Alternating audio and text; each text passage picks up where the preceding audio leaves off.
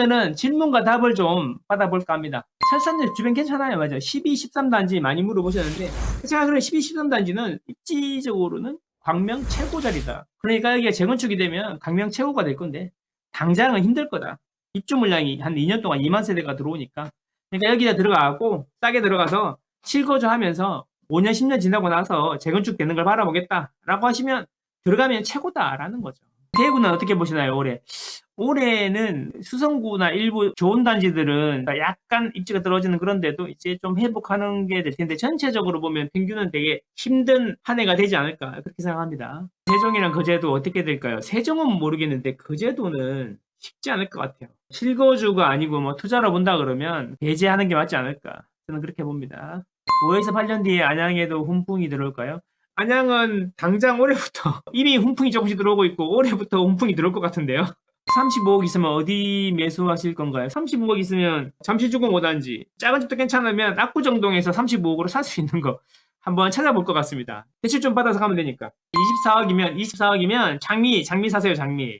투자로 12억 있으면 뭐 사는 게 좋을까요? 투자로 사는 거면 토지거래가구역은 안 되잖아요. 그 외에서 15억 갭으로 살 수 있는 걸 말하는 거잖아요. 그럼 그 외에 15억으로 갭으로 살 수 있는 것 중에 투자 기간에 따라서 2년으로 잡느냐, 뭐 길게 5년, 10년으로 잡느냐에 따라서 답이 달라지겠죠.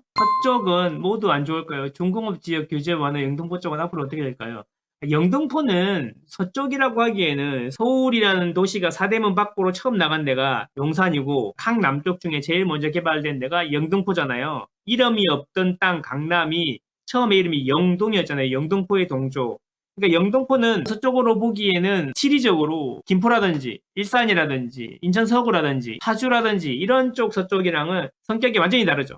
근데 이제 문제는 도심이 너무 구도심인데 영등포 뉴타운이 생각보다 환경 개선이 좀 더딘 것 같아요. 전체적으로 이렇게 크게 해야 되는데 뉴타운이라고 생각했는데 조금씩 개발이 돼가지고 되고 나서 이제 전체적으로 신축으로 확 도배가 되는 그런 느낌이 좀 없어가지고 그게 좀 힘이 좀 약한 것 같고 신길 뉴타운 같은 경우에는 전체적으로 다 바뀌고 하니까 서쪽에 계신 분들이 선택지가 크게 많지 않거든. 그래서 신길부터 하시고 신길을 못하면 가재울 가시고 이러는 것 같아요. 반포자이 반포리차 같은 곳도 전세 가격이 많이 떨어졌던데 이유가 있을까요? 제가 보기엔 지금 전세가 비싸고 대출을 많이 받아서 들어오시는 쪽은 전세 자금 대출 금리가 작년 연말에 올라가면서 좀 영향이 많은 것 같고 그래서 이제 싼 전세로 옮기다 보니까 구축도 전세가 오르고 있는 것 같아요. 근데 이제 1월 지나고 2월 지나면서 전세자금 대출금리가 내려오기 시작하면 금방 또 회복되지 않을까 이렇게 생각합니다. 강서구 방화동 소형 아파트 보유 중입니다. 재건축 인원이 돼서 예안 진단 준비 중인데 사실 요즘 공사비 보면 가망이 없어 보여요. 보온연금이 있기만 하다면 손해보고 매도해도 괜찮을까요? 방화동 소형 아파트라고 하시는 거 보니까 이런 느낌인 것 같습니다. 소형 위주로 되어 있는 단지인가 보네요. 이런 경우에는 말씀하신 대로 사업성이 잘 안 나오고 진행이 된다고 하더라도 진통이 많을 것 같은데 손해보고 팔고 안 팔고가 중요한 게 아니라 그거를 팔고 가시려고 하는 곳이 지금보다 더 입지가 좋고 재건축이나 이런 걸 보고 가신다면 가능성이 더 높은지 안 높은지 사업성이 더 나는지 안 나는지 이런 것들을 판단해 보시고 지금보다 훨씬 낫다고 생각하시면 저는 손해보고라도 팔고 가야 된다 생각합니다. 시간이 지날수록 팔고 가면 비용이 발생해요. 그리고 이제 손해보고 판다는 게 심적으로 되게 데미지가 크거든요. 안 팔고 가만히 있어도 손해고요. 팔고 가도 손해예요. 당장. 그런데 시간이 지나면 팔고 간 게 더 이익이 되는 거죠. 하지만 가만히 있는 것보다 손해를 확정하는 거를 사람은 심리적으로 더 데미지를 크게 받는다고 합니다. 그래서 이도 저도 못하고 가만히 있는 거죠. 그런 걸 자기 손해라고 그래요. 자기 스스로 자기가 손해를 만드는 거, 손실을 확정하는 거. 이게 되게 데미지가 크대요. 그래서 안 팔고 그냥 계속 들고 있는 거죠. 그러면 또 손해 보잖아요. 그걸 무작위 손해라 그래요. 그래서 두 개를 잘 비교해 보셔야 됩니다. 팔고 가면서 생기는 비용이 장기적으로 더 이익이 될 거다라고 생각하시면 지금 팔아야 되는 거고 그게 아니다라고 생각하시면 덮어두고 있어야 되는 거죠. 용산 한가랑 방배 3호 둘 중에 어디가 수익이 좋을까요? 방배 3호가 나을 것 같은데요. 선생님, 목동 시지가지 11단지 어떨까요? 목동 11단지, 목동은 가격타. 대신에 목동 11단지만 보지 말고 그 비슷한 가격대로 여러 개를 나래비를 세워가지고 그 중에 골라서 가셔야 된다. 근데 목동 11단지보다 비슷한 가격대에서 좋은 게 별로 없을 거다. 저는 그렇게 생각합니다. 외국 기업이 오피스텔을 산다고 해서 오피스텔 월세가 외국 기업이기 때문에 더 올라갈까요?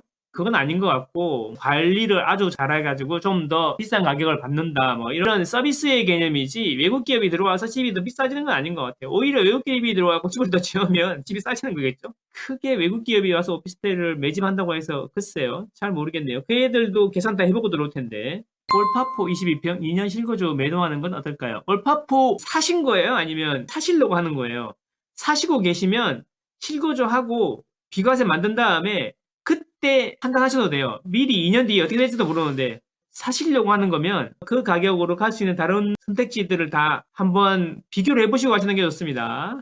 아, 일시적 1가구 2주택 하실 거면 제재 말고 다른 거 하십시오. 제재에서는 일시적 1가구 2주택이 있는 게 아니라 제재에서는 하고 사업시행 인가하고 나서 대체주택 사가지고 두 개를 동시에 대체주택 비과세라는 게 있죠. 그게 이제 1가구 2주택의 이제 스피노프 버전인데 그 전략을 좀만 연구해 보시면 재밌는 게 아주 많습니다. 대체주택 비과세 요건 공부 한번 해보십시오. 연끌해서 너무 큰 거 사지 마시고 적당한 선에서 사시는 게 좋습니다. 어차피 밀고 나면 땅밖에 안 남으니까 땅 대지 지분 대비 가격이 싼 중대형을 사는 게 낫지 않냐 이런 이야기잖아요. 나중에도 중대형을 할 게 아니면은 좀 생각을 해보셔야 돼요. 뭐냐면 대지 지분 대비 가격으로 평가하지 않아요. 이제 시가 간평 위주로 많이 가니까 지금 42평 평당가가 싸면 간평도 42평 평당가가 싼 걸로 나온다는 거죠. 나중에 이제 더 중대형으로 하고 싶으니까 큰 걸 미리 사놓겠다라는 게 아니면 굳이 무리해가지고 큰 걸 살 필요가 없다 이런 이야기인 거죠.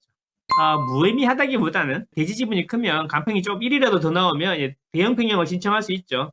근데 요즘에는 이제 대지 지분 기준으로 평당가로 계산하지 않고 시가 간평 위주로 가니까 지금 실제 실거래 가격이 더 높은 것들이 간평이 잘 나오는데 그렇다고 34평이 42평보다 간평 전체 금액이 크진 않다 이런 거죠. 그러니까 무리해서 큰 거를 사가지고 할 필요가 없다. 나중에 뭐 큰 거 신청할 게 아니면 그런 이야기입니다. 지방 실거주하며 아이를 키워야 하는데 서울 갭 투자하고 지방 전월세 어떤가요? 복대지엘보다는 서울이 많이 오를 겁니다. 저도 목대지엘 1차 예전에 소유주였는데 저도 팔았습니다. 물론 목대지엘이 좋죠. 사시는 분들의 수준도 높고 다 좋은데 집값이 안 올라. 그게 문제야. 청주는 또 집도 많잖아요. 솔밭초 근처에 학군을 누리시고 집은 서울에 사놓으시기를 추천드립니다. 실제로 그렇게 하시는 분들 많습니다. 질문가다 마음에 드셨나 모르겠습니다. 매주 금요일 8시 그리고 2월 11일 망고쌤 지역분석 강의가 있으니까 많은 관심 부탁드리고요. 새해 복 많이 받으시고 인생 뭐 있나 건강하고 행복하면 되는 거 아니겠습니까? 그러면 다음 주에 뵙겠습니다.